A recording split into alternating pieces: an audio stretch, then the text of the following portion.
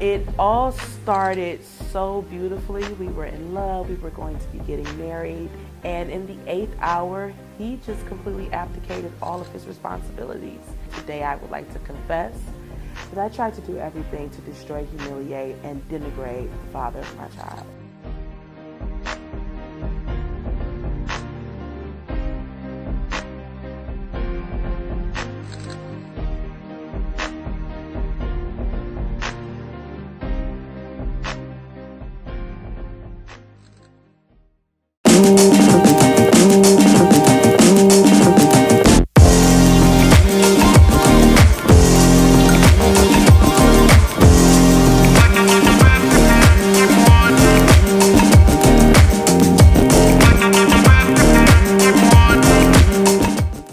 This is GoodGirlRadio.com. I'm Cameo King, your host, Good Girl Radio, where every good girl has a confession. You guys know the drill, right? We have an amazing guest. And we always ask, before we really get into the interview, we always ask the 3 questions really quickly. I'm going to tell you a little bit about who this is. First of all, you see her beautiful face. Ooh, does she look the same? She looks so beautiful. This is the amazing Laura Grannemann. Thank you so much for being on Good Girl Radio. Thanks so much for having me. This is great. Thank you for being here. So you are the Vice President of Quicken Loans Community Fund. Yes. Is that's like a huge title. It sounds like so serious, like you're just taking over the world. But essentially you help revitalize and you sincerely invest in Detroit neighborhoods. Is that right? Yeah, that's exactly right. My job is to take all of the passion, excitement, energy, and resources in the Quicken Loans family of companies and channel that towards something that we can really make an impact in. That's a lot of passion and excitement and energy. It's a lot. It's a lot. We got to channel it the right way. Okay. So we're going to get into your confession. I'm just curious as to what it is being in a powerful position, and you're under 30, and we know some of the dynamics of the world, and you're a young woman, and so that can bring a lot. But I don't know if that has anything to do with your confession. It may not. But anyway, so on to the 3 questions. You guys know the drill. Have to be quick. Are you ready? I'm as ready as I can possibly be. Okay, really quick. So, DC or Detroit? Detroit. 100% Detroit. Okay. I went to school in DC too, so I'm kind of like, I don't know. This one is silly. Puppies or kittens? Puppies. Really? So you hate cats? I'm very allergic. Oh, so okay. It makes it pretty easy to make that decision. Okay, yeah. I was gonna say. Although cat lovers are very hardcore, so don't hate me. Really? Yeah. Gonna start a Laura Hates Kittens campaign. Okay, so this has to do with makeup. I don't know if you're like a makeup person. I hope this isn't a sexist question. But 3 brands. Okay. Fenty, Dior, or Lancome. So my answer is none of the above because I buy my makeup at convenience stores. Do you really? Yeah, it's terrible. What? This lipstick is from CVS. Really? Yes. Oh my gosh, I have on Dior right now. I really like the finish. Oh, well, you look great. Thank you. Appreciate it. Yeah. Appreciate it. No, I've not matured into my appropriate makeup. So maybe that should be my confession. Maybe. But you look good. Thanks. You look good. Thank Okay. you. So I'm ready. I think I'm ready because you scared me a little bit earlier. Oh no. A little bit. Okay. I think I'm ready. All right. First question. Social media. Positive for society or negative for society? I gotta be quick. And I'm not being quick. I'm gonna do what you just did. None of the above. Okay. It's a happy medium, I think. Okay. Have to be able to use it properly. Okay. But I'm leaning towards negative because of all of the algorithms. So you tend to be in a circle of people who think the same as you. Yeah. Okay. So. That's a very thoughtful answer. Possibly. Yeah. But then, you get support from, the people who believe in you and all. Anyway, I'm going to stop there. It's a mixed bag. Okay. Second question. What's the most important thing about a city? People. This is my life. It's people. It's people, it's culture, and you said the most important thing. I'm giving you 3. And it's identity. But at the center of that it's people. It's people. Right. And what's your favorite thing about home? My family. I love my family. That's my favorite thing about home. Okay. Yeah, because I'm from Detroit. Very people-oriented answers. I love it. Yes, I'm a people person. You have to be a people person in this industry. Yeah, I would imagine so, yes. So, Laura, I'm so excited, so glad that you decided to come on to Good Girl Radio. Every month we have the women that are on the cover of the Capital Area Women's Lifestyle magazine. They sit down and they talk to Good Girl Radio. And we always ask them off the bat, because that's what we do, because every good girl has a confession. Because we like to have conversations that deal with real things, real life. And they always don't have to be heavy. They can be silly, because actually I confessed on my own show that I still didn't like my boyfriend, my ex-boyfriend from 7 years ago. Oh, wow. I know. Okay. I know. God's still working on my heart. But I'm sincerely interested in your confession. So I think my confession, and you alluded to it earlier, my confession would be, it's very hard to have the level of confidence internally that I project externally. So I think, I come to work every day and kind of build myself up to be able to do the job that I do, but at the end of the day, I still feel like I have a lot to learn. And sometimes that is tough on my level of confidence. And I can only imagine, because you've been here for 4 years, is that correct? 4 years. 4 years. Wow, you did your homework. And so the trajectory of your career happened very quickly. Yeah. But if I know anything about this company, when they see great talent, they yep, let's keep it moving. Let's continue to elevate her in her career and support her. And so when it comes to that self-confidence, what was maybe the first thought you had when you began to climb the ladder? So it was a mixed bag. I mean, like social media, apparently. It was a mixed bag. On the one hand, questioning, can I do this? Is this something that I can really accomplish? And is it something I can really do well and do justice to? Because there are people all around me, my team, my family, my friends, my boyfriend, right? Am I doing them justice? Am I going to be able to be a good girlfriend, be a good daughter, be a good boss to all of the people in my life? I think that's the first question. And then the second is kind of like, I don't have a way to verbalize that, but it's sort of that works. Oh my God, what? Is this really happening? kind of response. I'm very lucky. I'm a very lucky person. I've been given opportunities, and I like to say, because I think it's 100% accurate, my job has been a mix of luck and talent, and just all happening at the right time. So this has been an amazing experience, and I would not ever discredit that. I would say that I've learned a lot, and that I have a lot of ways that I can keep improving. What have you learned about yourself? Maybe what's been the most important thing that you've learned about yourself? Yeah, the most important thing that I've learned about myself is that I need other people. I don't know if that makes 100% sense. Makes total sense. I think when I first started at this company, I was actually an intern. It was right after college, and I started working in a position directly for the chairman of our board, whose name is Dan Gilbert. He founded Quicken Loans about 32 years ago. And that was a fantastic position, especially as an intern, because you got to get some insight into a whole lot of different challenges and opportunities across the family of companies.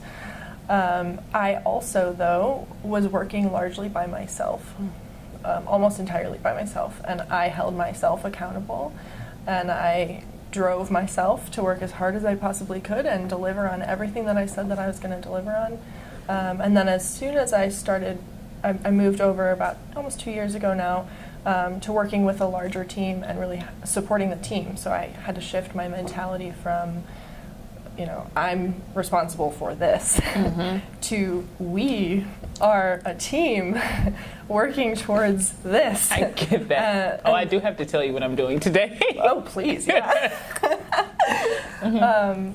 So I think that required a lot of shift in mentality, and I'm slowly getting there, but I'm learning a lot about myself and the fact that I can't do it all myself.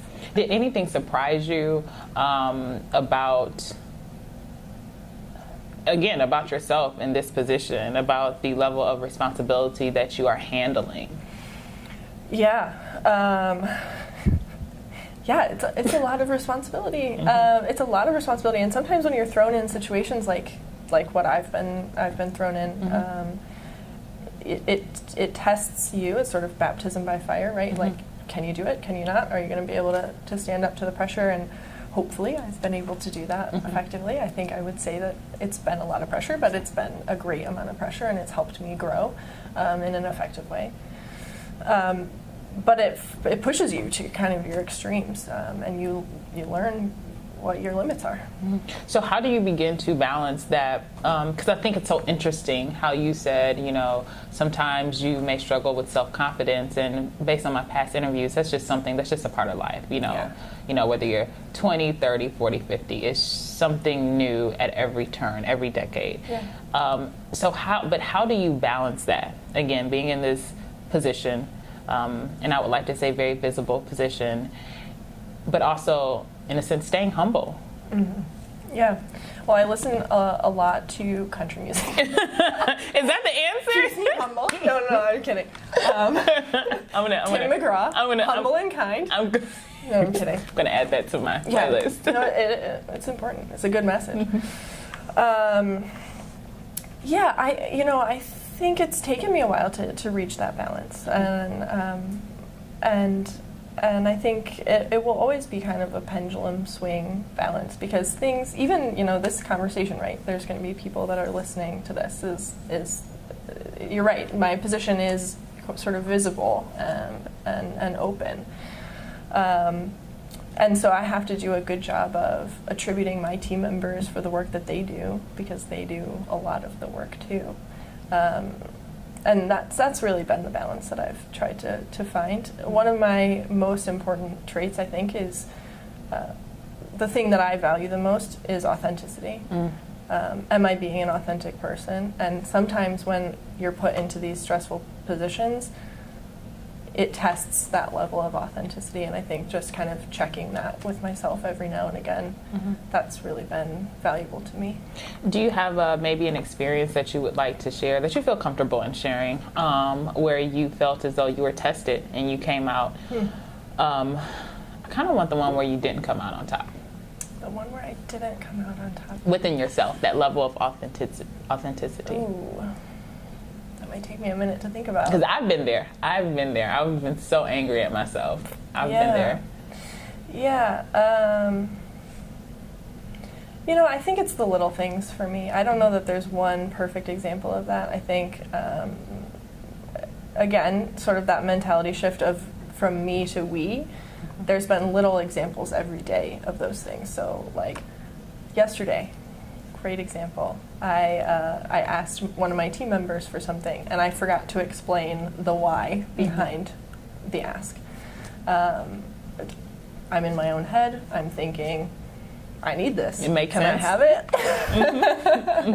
And her immediate response is, oh yeah, what's this for? That will help me shape, how I answer this question. Right. And I think just remembering that people want to know the why. They want to understand why you're asking for something, or why you're doing something, or what the strategy is behind this larger, investment or investment of time or whatever. And that's been just something that I've had to get used to. So it's the smaller things, I think, building trust on a small level to get to the point where you just get in the habit of doing that all the time. Yeah, it makes a difference. It's the little things. I feel like the who you really are seeps through your pores in the little things. Yeah. The little things. As a young woman, do you feel as though that the world is on your shoulders, understanding that, the day and time that we're in, and acknowledging when there could potentially be issues of like ageism, sexism, just all these isms. You know, oh, you guys have some isms too, but it's like when it's positive isms. Ours are positive. Those are negative. Yes. But how do you respond when you experience things like that? Yeah. I mean, I can't lie. I absolutely have experienced those things. I think actually it's been interesting to watch because over the 4 years that I've been here, I've really focused a lot on my reputation and building the relationships that are gonna, that are important to me and showing why I am the right person for this role. And I think a big part of being successful at that has been becoming an expert in a couple of different fields. Okay. I think there's a lot of people who will say, I really want to get involved in philanthropy. I get this every day. We have team members reach out and they'll say, hey Laura, can I shadow you? I really want to be on your team. Of course I say yes. But they'll ask for advice, and I think a lot of people think of philanthropy as just write a check and send it along. Yep. And for me, one of the most important steps to that process has been, actually it's way more than that. And recognizing that it's way more than that, it's a combination of marketing and communication and really solid understanding of the challenges that the people in the city of Detroit, in this case, are facing. I'd like to say I've become an expert in Step into that role. Accept that. Embrace that. Confidence challenges, right? So I think I've become an expert in the housing markets in the city of Detroit.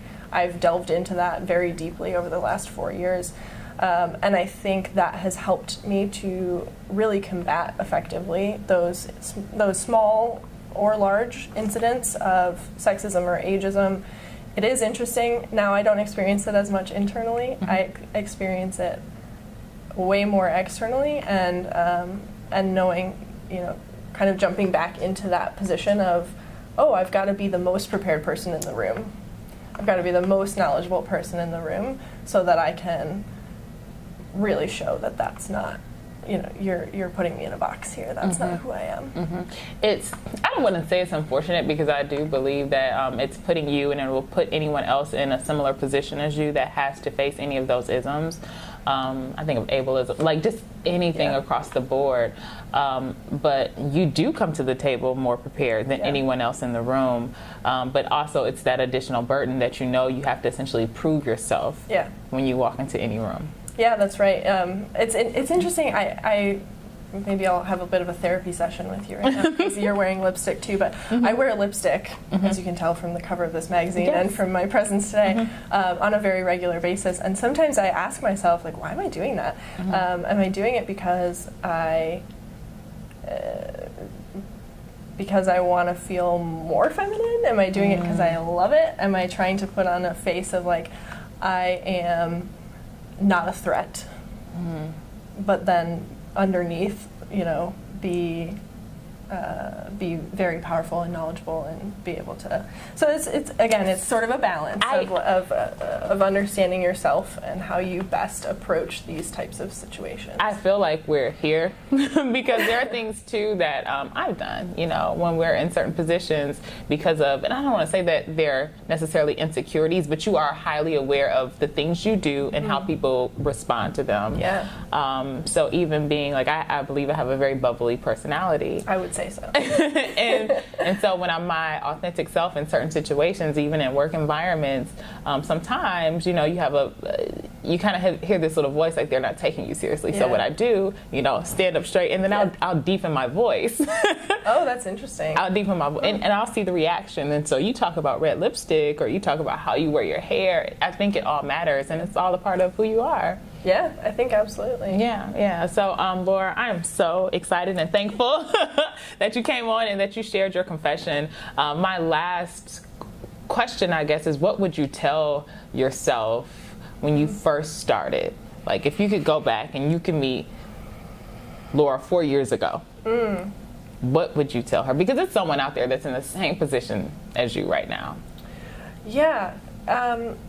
It's interesting because I think my advice back to my former self would be to try to enjoy the work a little bit more, enjoy the process, I guess I would say, maybe not the work, enjoy the process. The work was always enjoyable to me, but I worked so hard that I almost burned myself out. And I still fall into that trap a lot. And it's kind of a catch-22, right? Because on the one hand, it was probably partially that work ethic that allowed me to be successful in this environment and in many environments.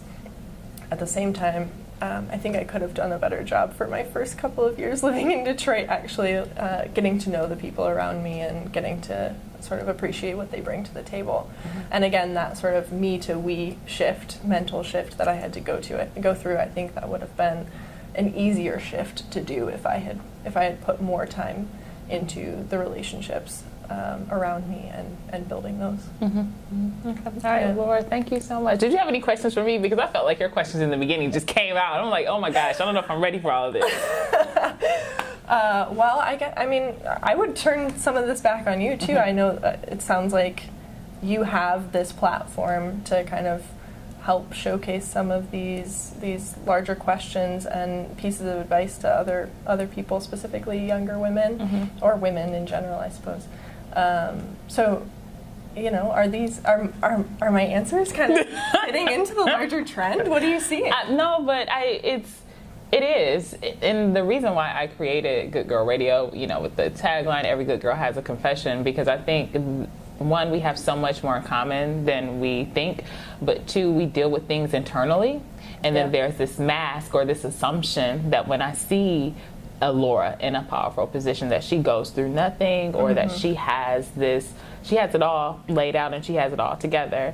And that's not necessarily the case. Like, we are balancing a lot in life, but we're still okay. Yeah. We still have these vulnerable spots. We still have things that we're working on, but we're still okay. Like, we can still be successful. We can still be successful at work, in our relationships, at home, but still have things we're dealing with. And so any confession, any conversation that happens that I think showcases the vulnerability of anyone, I think is powerful. I'm learning too about this vulnerability space because I don't like to be vulnerable. Yeah? I don't. Is that why you're asking the question? I think so. I think too, that's why I'm kind of called, I guess, to this work, because it's forcing me to be vulnerable too. And I think there's power in vulnerability, because no one can take that from you. Like, you own it. Like, I know this is something I'm working on and I'm working through. Yeah, absolutely. So, absolutely. I think that's fantastic. Yes. Well, congratulations Thank on all of it. Thank you. And thank you so much for, again, being a part of Good Girl Radio. Thank you for having me. All right. This is goodgirlradio.com.